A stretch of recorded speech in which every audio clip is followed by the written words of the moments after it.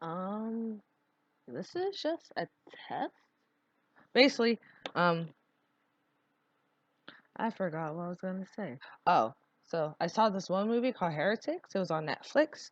It was okay. It wasn't the best. It's just a run of the mill girl gets sacrificed. Well, girl used as sacrifice. People worship deity, god, well, godlike deity from hell, i.e., another form of either Lucifer or some kind of seven princess of hell. Um, it wasn't the best. It wasn't the worst. I wouldn't say that I wouldn't watch it again, but I wouldn't say I would watch it again. Um, if anything, I'm not gonna do a lot. I'm not gonna say a whole lot about it, but there was also some like familial issues. Some of the characters didn't really prove necessary to the story, and didn't really prove worthy of the story either. Like the mom, like one of the mothers, for instance, didn't really have a huge part to play in, so I didn't really deem her needed.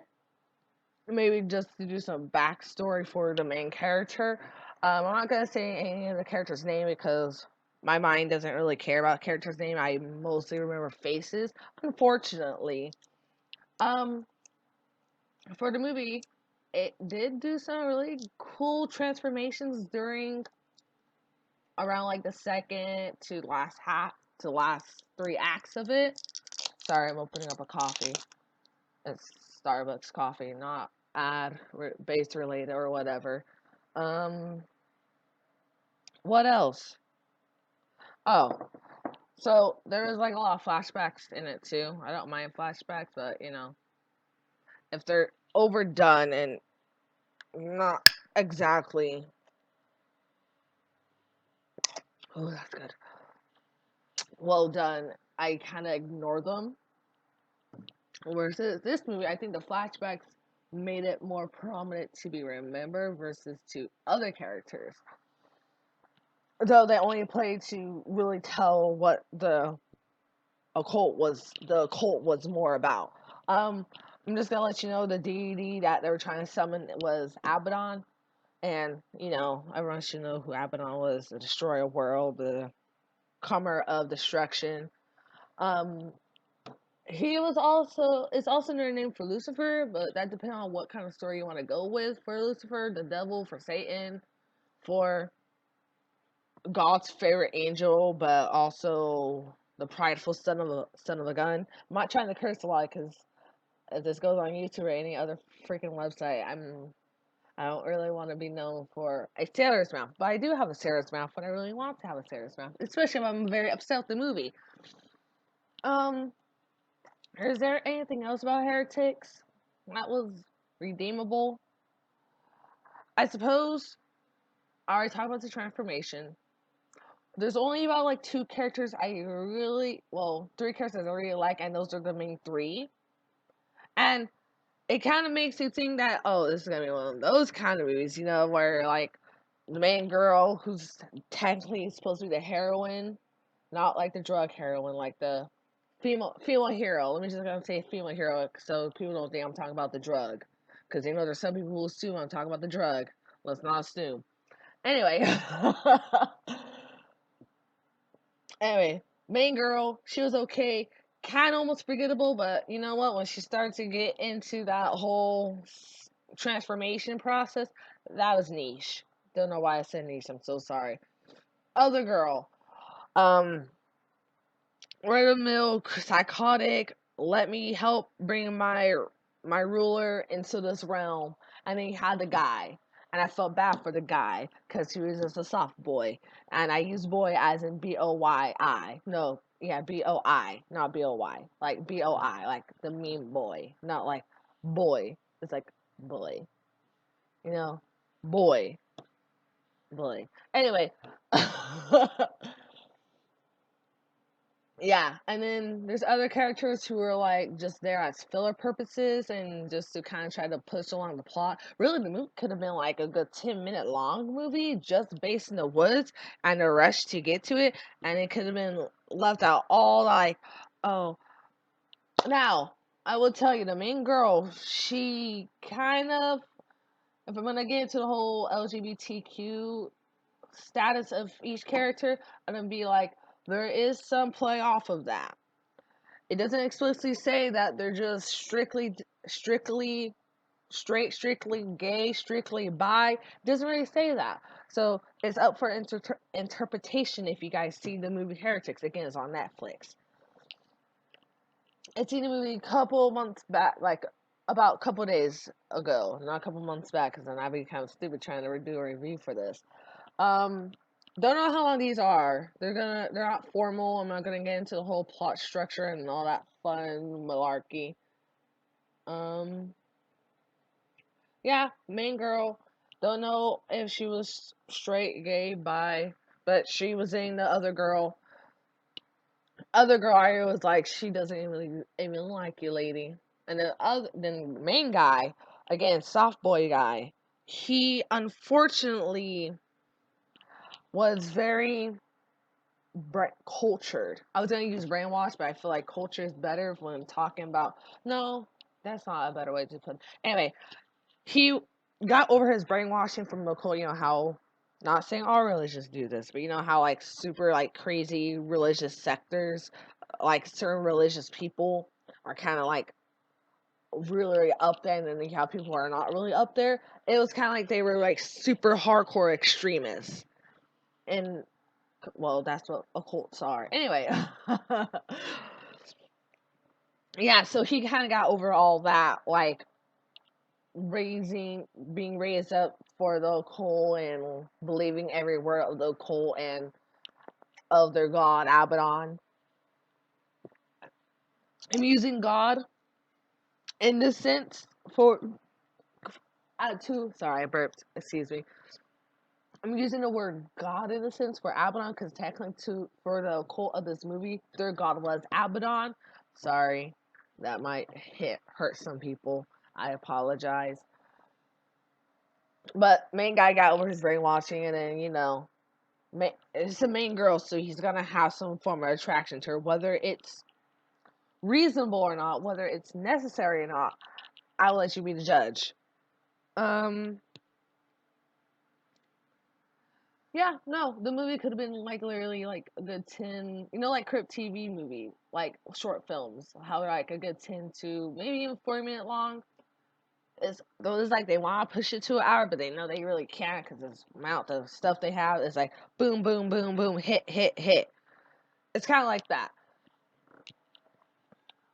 Now, do I deem them having to talk about?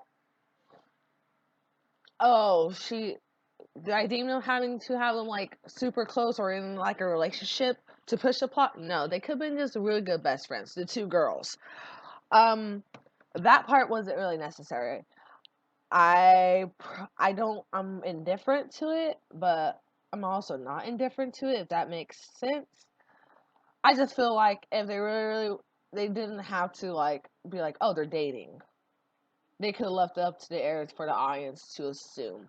Now there's another movie. I might just do two movies because this might not even be long enough to like really deem as a review because I don't know the standard review times that people have for movies. And this is not formal either, so hope you like an informal horse malarkey that I'm doing for this.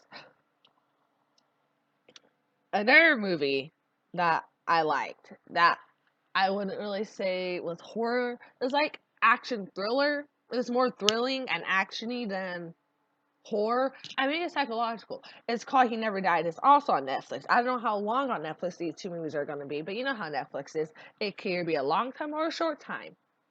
Anyway, it's called He Never Died. I seen this movie about 2 weeks ago. Now, the movie is kind of like is a very strong slow burn. You can tell I like this movie because I'm more enthusiastic about it. It's a very strong slow burn, and it's kind of like you like we're. it's kind of like where you think like you doesn't know where it wants to go or doesn't know what it wants to be, but then you're like, oh, this is what it wants to be, and I'm not gonna tell you why it's called He Never Died, but I'm gonna let you know it deals with religion. It's like the coolest way they did it too, and it's not dealing directly with the devil because it's kind of hard to say if there's a devil on a god or if they're just the same person. I'm not gonna get into that whole philosophical fun. Is he or is he not, or are they the same person? Blah blah blah. Two sides of the same coin. I did a presentation on this. In fact, when I was in college, I just graduated from college like a good 8 months ago. God, it's been 8 months. Anyway, He Never Died. I like that movie more than I like Heretics. Why? Because it didn't outright say what was gonna happen to the main character. Because in Heretics, you already knew that she was gonna become the sacrificial lamb for Abaddon. Oh, sorry, spoiler alert. Should have said that earlier. But it's kind of like evident that she would. I'm not gonna tell you if spoil. Well, I already said spoiler, so you probably know that she does. Anyway, I'm so sorry.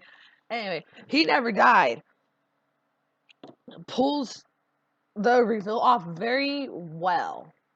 And I'm not gonna say what he does that makes him like a target for all the crap that happens to him, but you could probably guess he's some kind of immortal. I'm not gonna say why he's immortal, but again, deals with the devil god character playing into the fact. And also, I do like how that he had multiple affairs, but none of them really played into his care. Now, this also could get into the LGBTQ community status because it kind of deals with asexuality in a sense, but like that's only if you really want to think of that movie in that sense or use that character as a sense for it. Is I'm just saying, it's like he doesn't really have strong emotions, but that kind of deals with the idea of immortality and how you basically kind of is like, well, I did everything. There's really nothing else I can do. When there's always something to do, there's this for you as a person. There's sorry, I took a drink. I'm not trying to do ASMR. Sorry if I said that wrong. But yeah, it's just the whole idea about immortality and whether or not you're able to do everything that you really wanted to do and what else is there to do if you did every single little thing in the book. Um, some misses in the movie, I would say, was probably the whole thing dealing with a certain somebody that pops into life and just freaks up his whole routine. Because this guy, he had a solid routine going on, like solid, and he also didn't try to let people into his life because his life is weird. Again, he's immortal because title of the movie kind of already tells you that he's immortal. And the summary. The summary will tell you a lot. Thanks, Netflix. Um, but yeah, it is a dark comedy. So if you're not into dark comedies, well, it depends on your level of dark comedies that you're into. But anyway, if you're not into dark comedies, then it might not be the movie for you.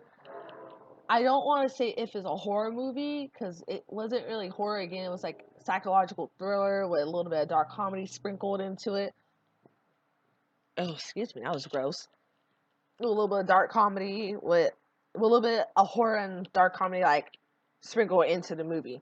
And a lot of action. Surprisingly, there was a lot of violence. I don't have a problem with violence, but just for people who are squeamish or they're like, I can't do this. Sorry, I didn't mean to do it in a mock voice. Or like, oh, I can't stomach this movie. Then it's not really a movie for you. But there's a more violent movies out there for people to watch. Um, I might do like 2 or 3 more of these just to see how it goes for myself. Sorry if I'm in this off awkward. But yeah, so Heretics, I give it like, if I'm gonna do my rating scale, let's just do a rating scale of like 5, like 0 to 10. On a 0 to 10 scale, I give Heretics about like A 5. Not bad, not great. He Never Died, since I can't really say it's a horror movie, to me at least, then I can't really put on the scale of horror, but on the scale of thrillers or of dark comedies, I give it about a 7. No, 7's too high. I give it about like a 6.3. But comparing the two movies together, I would say He Never Died is a lot better than Heretics. But that's only if you're into that funny, witty, satirical, dark humor that plays with religion and psychological issues and a little bit of trauma. That's only if you're into those kind of movies or if you're not. Now, if you just don't like horror movies or you're just very uncomfortable with watching movies that kind of just be like kind of laughs in the face of certain religions, then don't watch them. They're not the movies for you. But if you're just that kind of religious person who don't give a flying frick frack feathery frack of a seagull about these kind of movies, because you know it just isn't saying like, oh, convert or do sin. I'm not gonna do that meme. I know that meme, but I'm not gonna say it. Then, you know, enjoy. But I only bring up the LGBT stuff because in case someone does watching, like, oh, you didn't mention that this blah blah blah character is blah blah blah, and I just want to get all my bases down. And like in Heretics, they make it very evident or very known. And He Never Died. They don't really make it known or evident, but I just say the main character, he kind of comes off asexual, but he kind of doesn't. Or let me refer aromantic. There we go. He comes off more aromantic, not asexual, aromantic. And I just learned this term like about a year or two ago. Basically, aromantic means that he's not interested romantically in relationships, and that is very evident in the movie. It's made known very clearly in the movie. That's not what the movie's about, but just again, I'm hitting on my bases. But I really wanted to be like pinpoint critical. He just doesn't like people. Again, he's immortal, so after a while, you kind of get tired of people. To me, if I was immortal, I get tired of people. But then again, I'm not a people person. Funny. I'm putting this out there to talk to a bunch of freaking people. Hi, people. But yeah, that's about it. This is 17 minutes long. I'm not editing because I don't have any editing software and I am poor.